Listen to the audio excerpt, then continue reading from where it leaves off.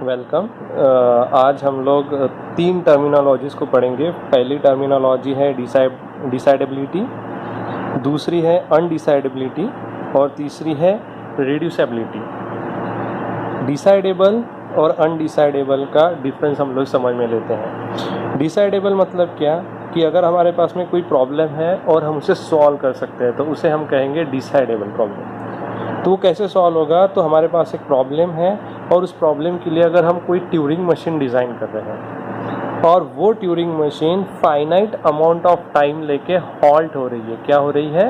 Halt हो रही है और हमें एक आउटपुट जनरेट करके दे रही है, मतलब in terms of yes and no, तो उसे हम कहेंगे डिसाइडेबल। और अनडिसाइडेबल प्रॉब्लम मतलब क्या कि ऐसे प्रॉब्लम्स जहाँ पे हमारे पास में ट्यूरिंग मशीन नहीं है और है भी तो वो फाइनाइट अमाउंट ऑफ टाइम में हॉल्ट नहीं हो रहा है, मतलब इनफाइनाइट लूप में घूम रहा है और वहाँ पे हमें कोई आउटपुट नहीं मिल रहा है इन टर्म्स ऑफ यस और नो, तो उसे हम कहेंगे अनडिसाइडेबल प्रॉब्लम। डिसाइडेबल प्रॉब्लम में हमारे पास में एल्गोरिदम प्रेजेंट होता है, अनडिसाइडेबल प्रॉब्लम में हमारे पास में कोई एल्गोरिदम प्रेजेंट नहीं होता है।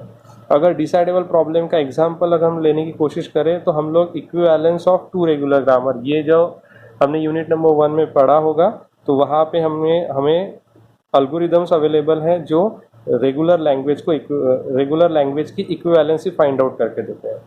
Where as ambiguity of CFG find out करने के लिए एज सच कोई एल्गोरिदम्स अवेलेबल नहीं है। तो ये प्रॉब्लम जाएगा अनडिसाइडेबल प्रॉब्लम के अंदर, ये प्रॉब्लम जाएगा डिसाइडेबल प्रॉब्लम के अंदर। ठीक है, अब हम लोग आगे बढ़ते हैं। आगे हम लोग टर्मिनोलॉजी पढ़ेंगे रिड्यूसिबिलिटी। तो किसे रिड्यूसिबिलिटी कहेंगे? Language A is reducible to language B। कब?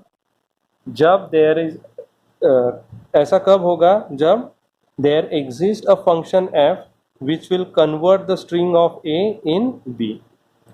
तो A के अंदर जितने भी नंबर ऑफ स्ट्रिंग्स है वो कन्वर्ट करने के लिए हमारे पास में अगर फंक्शन होगा तो हम कह सकते हैं कि A is reducible to B। इसे रिप्रेजेंट कर सकते हैं W is belongings to A, मतलब W is the string which is belongings to the language A। और हमारे पास में अगर फंक्शन है जो W पे अप्लाई करेंगे तो वो आउटपुट B के आउटपुट में कन्वर्ट करके देगा। अगर ऐसा है तो हम कहेंगे कि A is reducible to B। तो इसे रिप्रेजेंट करते हैं A इज लेस देन और इक्वल टू B। तो थ्योरम 1 कहता है कि A इज लेस देन और B अगर ऐसा है तो B is decidable then A is decidable, मतलब B के लिए अगर सॉल्यूशन है तो A के लिए भी आपके पास में सॉल्यूशन होगा। और थ्योरम 2 कहता है कि A इज लेस देन और इक्वल टू B, मतलब A is reduce to B, तो B is undecidable then A is also undecidable. तो अगर आपके पास में B ये अनडिसाइडेबल, मतलब ये हॉल्ट नहीं होगा, इनफाइनाइट लूप में जाएगा, तो A भी इनफाइनाइट लूप में जाएगा। क्लियर? सो इसका डेफिनेशन फिर से एक बार रिपीट कर देते हैं। डिसाइडेबल मतलब हमारे पास में ट्यूरिंग मशीन होगा जो हॉल्ट होगा फाइनाइट अमाउंट ऑफ टाइम में और एवरी टाइम इनपुट के लिए हमें वो आउटपुट देगा यस एंड नो फॉर्मेट में, और इसके लिए एल्गोरिदम प्रेजेंट होगा। अनडिसाइडेबिलिटी मतलब हमारे पास में कोई ऐसा ट्यूरिंग मशीन नहीं होगा, होगा भी तो वो फाइनाइट अमाउंट में हॉल्ट नहीं होगा और वहाँ पे हमें कोई आउटपुट नहीं मिलेगा in terms of yes and no. यहाँ पे कोई एल्गोरिदम नहीं होता है अनडिसाइडेबिलिटी के अंदर। रिड्यूसिबिलिटी मतलब A B के अंदर रिड्यूस हो सकता है, लेकिन B के पास में एक फंक्शन होना चाहिए जो सारे स्ट्रिंग्स को कन्वर्ट करे A टू B। तो उसको रिप्रेजेंट होता है कि W बिलोंगिंग्स टू A, और W के ऊपर जैसे हम फंक्शन अप्लाई करें तो जो भी आउटपुट आएगा वो आउटपुट B से बिलोंग करना चाहिए, तभी हम कह सकते हैं कि A is reducible to language B। यहाँ पे हम लोग एक चीज़ और ऑब्जर्व कर सकते हैं, डिसाइडेबिलिटी प्रॉब्लम में आपको आउटपुट मिलेगा in terms of yes and no. तो जनरली यस एंड नो जिस तरह से हमने पढ़ा है, yes and no which is related with the recursive language, है ना।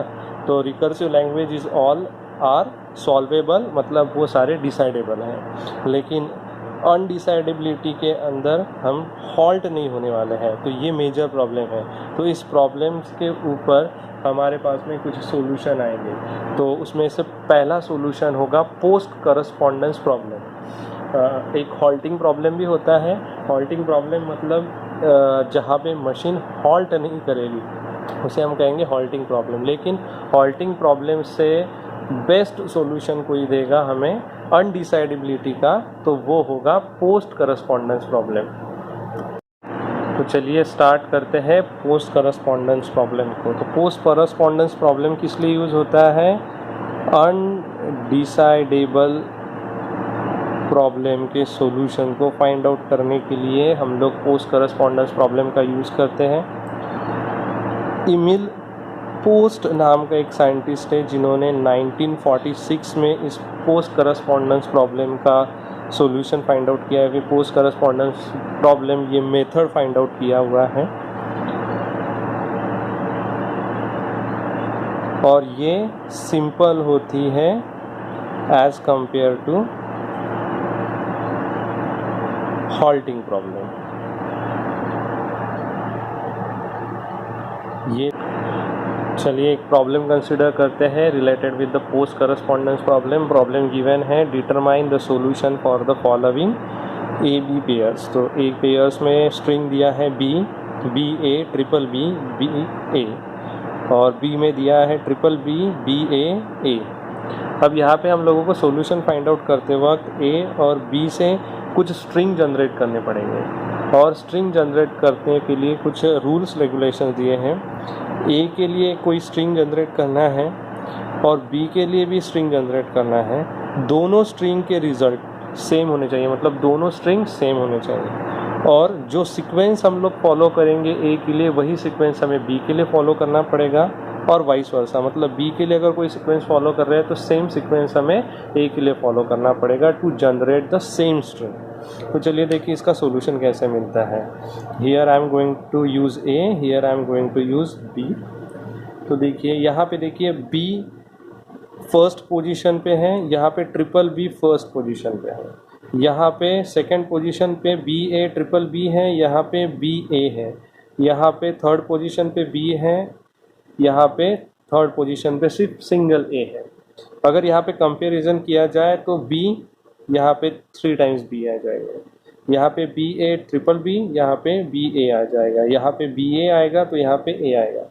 तो हमें ऐसी स्ट्रिंग को सबसे पहले चूज़ करना है जो सेम हो, स्टार्टिंग सेम होनी चाहिए, है ना। टोटल स्ट्रिंग सेम होनी चाहिए, स्टार्टिंग भी सेम होनी चाहिए। अगर हम लोग स्ट्रिंग नंबर 3 या फिर सीक्वेंस नंबर 3 चूज़ करें तो स्ट्रिंग स्टार्ट होगी बी से और बी का स्ट्रिंग स्टार्ट होगा ए से, ये हमें अलाउड नहीं है। फॉर एग्जांपल अगर हम यहाँ पे 3 यूज़ करें तो यहाँ पे बी ए आएगा और यहाँ पे ए आएगा, which is not equivalent to each other.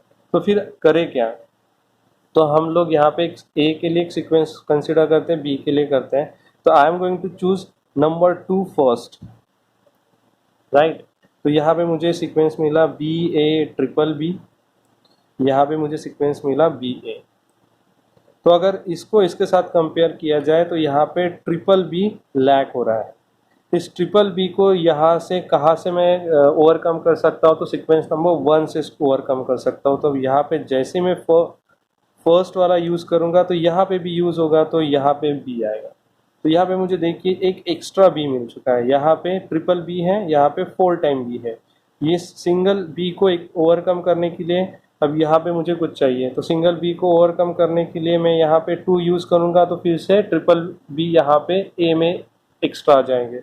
So I am going to use 1 for the B. तो यहाँ पे क्या होगा, फिर से ट्रिपल बी आएगा, यहाँ पे देखिए एक एक्स्ट्रा बी आएगा। फिर अगर इसको आप ऑब्जर्व करोगे तो आपको देखेगा बी ए 1 2 3 4 5 1 2 3 4 5 6। अब क्या हुआ, बी में एक्स्ट्रा बी आ गया। इस एक्स्ट्रा बी को ओवरकम करना है। तो अगर हम थर्ड को ऑब्जर्व करें तो थर्ड में हमें मिलता है बी ए। तो जैसे मैं एक सीक्वेंस 3 यूज़ करूँगा तो बी ए, तो यहाँ पे देखिए बी ए 6 बी ए, तो यहाँ पे देखिए बी ए 6 बी, और यहाँ पे सिर्फ सिंगल ए की ज़रूरत है जो 3 सीक्वेंस पे ऑलरेडी प्रेजेंट है। यहाँ पे 3 यूज़ किया इसीलिए यहाँ पे 3 यूज़ करना पड़ेगा, तो मुझे सीक्वेंस मिला 2 1 1 3। तो 2 1 1 3 ये सीक्वेंस को अगर मैं फॉलो करूँगा तो मेरे स्ट्रिंग जनरेट होगी जो इक्विवेलेंट टू ईच अदर होगी। तो ये है सॉल्यूशन फॉर द पीसीपी। तो पीसीपी सॉल्यूशन इज 2 1 1 3।